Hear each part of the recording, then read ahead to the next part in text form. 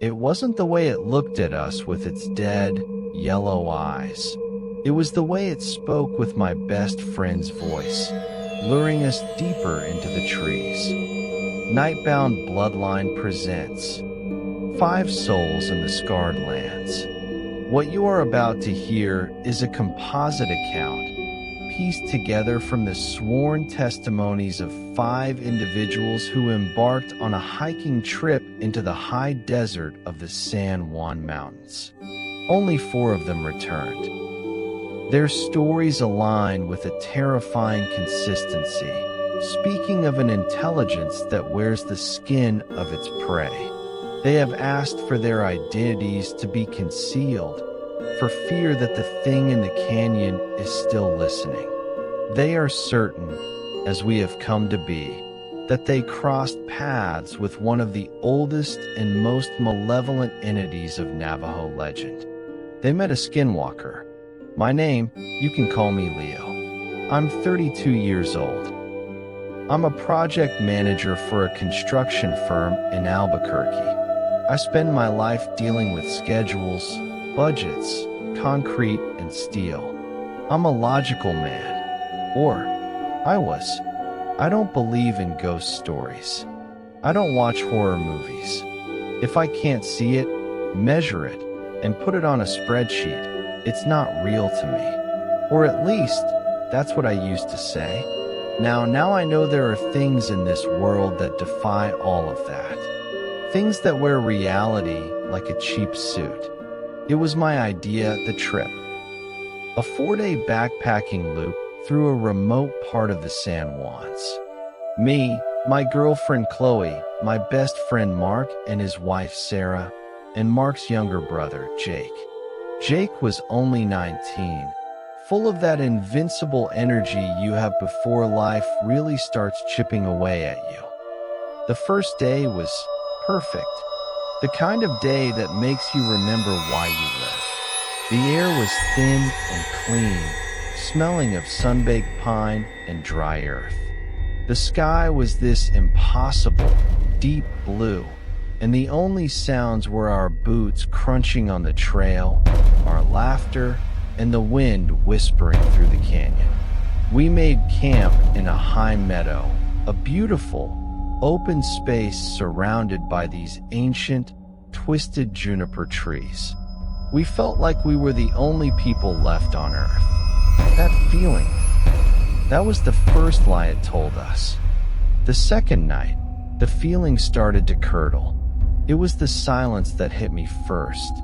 The crickets and the night birds just stopped. Not like when a predator passes through, but like someone threw a switch. The air grew heavy, thick. It was hard to breathe.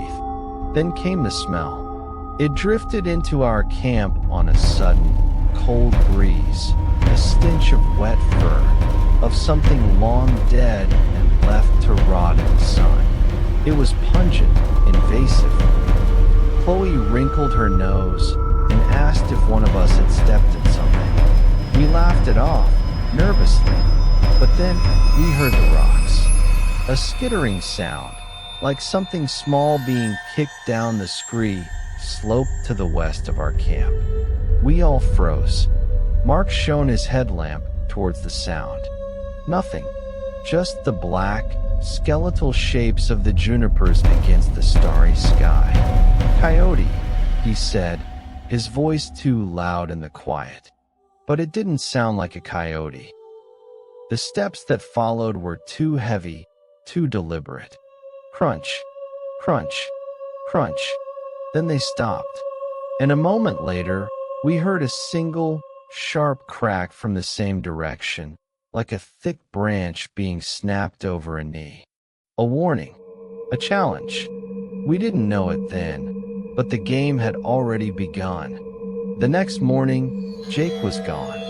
His tent was empty. We panicked, shouting his name until our voices were hoarse. That's when we heard him call back. His voice was faint, echoing strangely from a box canyon to the north. "Hey, I'm down here. I think I found a cave." He sounded excited. Not scared, Relief washed over us, followed by anger. We grabbed our day packs and headed into the canyon. The place was wrong. The junipers here weren't just twisted. They were gnarled into agonized shapes, their branches looking like claws reaching for the sky. The air was still and dead. We found Jake standing at the mouth of a shallow cave, but he wasn't looking inside. He was staring up at the opposite ridge. His face was pale, his mouth hanging open. "What is it?" Sarah asked. Jake just pointed, and that's when I saw it. Standing on the ridge, silhouetted against the morning sun, was a figure. It was on two legs, like a man, but its proportions were all wrong. Its limbs were too long, too thin, ending in a gangly, stooped posture. It was covered in a patchy, mangy fur that was a sickly, grayish-brown. But its head was all wrong for its body. It was too large, shaped almost like a coyote's, but the snout was shorter, blunter. And its eyes, even from 100 yards away, I could see they were a flat, dead yellow. It didn't move like an animal or a man. It was perfectly, unnaturally still. It was just watching us, studying us.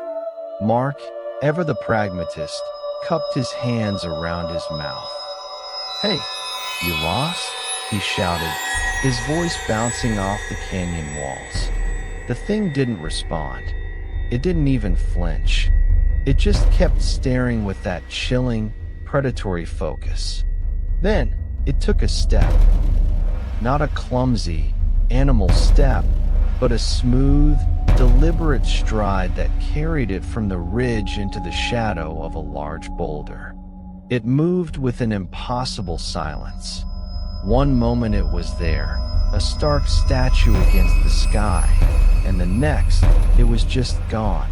The five of us stood there, frozen in a silence so complete I could hear the blood pounding in my ears. "What the hell was that?" Chloe whispered, her voice trembling. "A bear with mange?"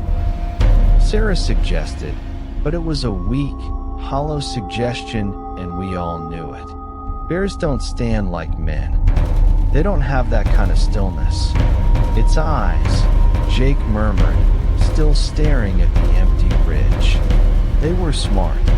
That was the word that sealed the dread in my gut. They weren't the eyes of a confused animal. They were the eyes of something that knew exactly what it was looking at. Pray. We decided to get out of the canyon immediately. We were no longer hikers. We were a group of scared animals trying to get back to the den. We moved fast, too fast, our eyes constantly scanning the ridges, the trees, every shadow. For an hour, there was nothing, just the sound of our panicked breathing and the frantic crunch of our boots. We started to hope. Maybe it was just a weird-looking coyote. Maybe our minds were playing tricks. That's when the mimicry started. From somewhere to our left, deep within a thicket of scrub oak, we heard Mark's voice. "Hey guys, over here. I found a shortcut." It was perfect. The exact cadence, the slight gravel in his tone. My head snapped towards the sound, then back to Mark, who was walking right beside me, his face a mask of pure terror. "I didn't say anything," he breathed. A cold dread, colder than the mountain air, washed over me. Then, from our right, Chloe's voice, but strained, like she was crying. "Leo, help me. My ankle. I think it's broken." I looked at Chloe. She was clutching my arm, her eyes wide, shaking her head mutely.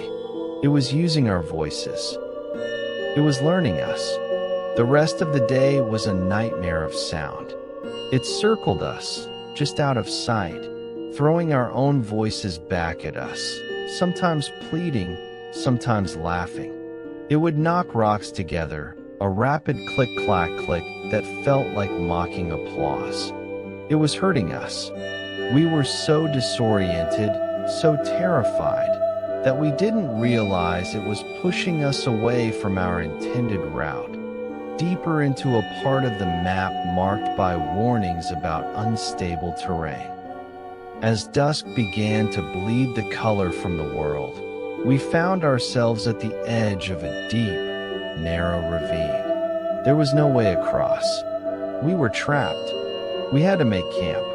It was the worst night of my life. We didn't dare light a fire, fearing it would see the light.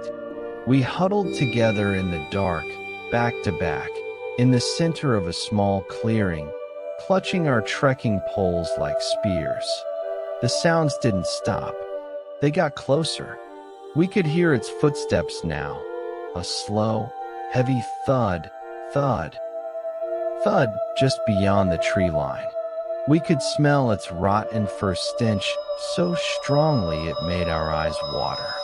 And then we saw its eyes, 2 points of sickly yellow light, floating in the darkness. They would appear between 2 trees, hold for a moment, and then vanish, only to reappear 20 feet to the left. It was playing with us, taunting us, showing us how easily it could get to us if it wanted. Jake, poor Jake, finally broke. He stood up, screaming into the dark. "What do you want?" The forest went silent.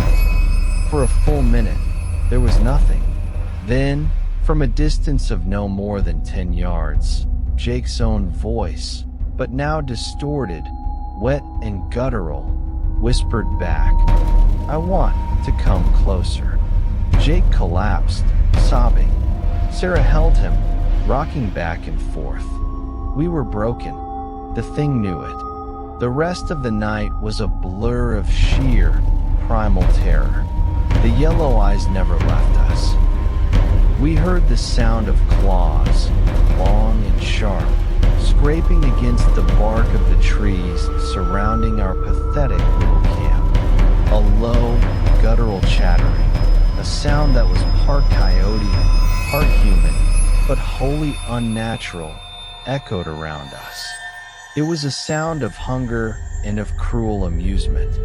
We didn't sleep. We just waited for the sun, shivering in the cold, our minds fraying at the edges. Every snap of a twig was an attack. Every rustle of leaves was it, finally closing in. I prayed for the first time since I was a boy. I prayed for the dawn. When the first gray light of morning finally filtered through the pines, the eyes were gone. The sounds had stopped. The oppressive presence had lifted. We were too exhausted to feel relief, only a numb, hollow dread. We had to move. We scrambled along the edge of the ravine, desperate to find a way out. We found a spot where it narrowed, a fallen tree creating a precarious bridge. Mark went first, testing it. Then Sarah. Then Chloe. Jake was next. He was shaky, terrified. He was halfway across, his arms out for balance, when we heard it. A low growl from directly behind us on the trail. We spun around. It was there. Not a silhouette, not just eyes. It was fully visible, standing at the tree line. It was taller than I'd thought, easily 7 feet. Its patchy fur was matted with dirt and what looked like old blood. Its long, bony fingers ended in black, curved claws. And it was looking right at Jake on the log. It took a step forward, and in that same distorted, wet version of Mark's voice, it hissed, "Don't fall." Jake panicked. He jerked, lost his footing, and with a terrified scream, he plummeted into the ravine. The sound of him hitting the rocks below. I'll hear it until the day I die. The thing on the ridge let out a sound. It wasn't a howl. It wasn't a laugh. It was a sound of satisfaction. A deep, rumbling purr. Then it turned and melted back into the trees. We were too shocked to even scream. We just stood there. We eventually found a way down. Jake was gone. There was nothing we could do. We hiked out in a dead, silent shock. We reported a hiking accident.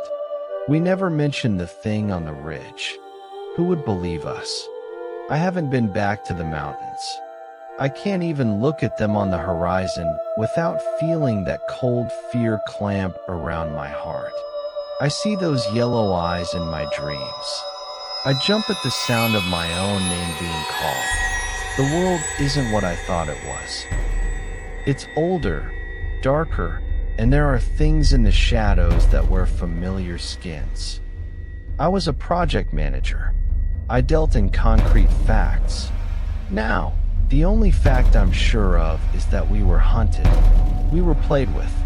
And one of us was taken, not by an animal, but by something that knew exactly how to break us. Something that enjoyed it.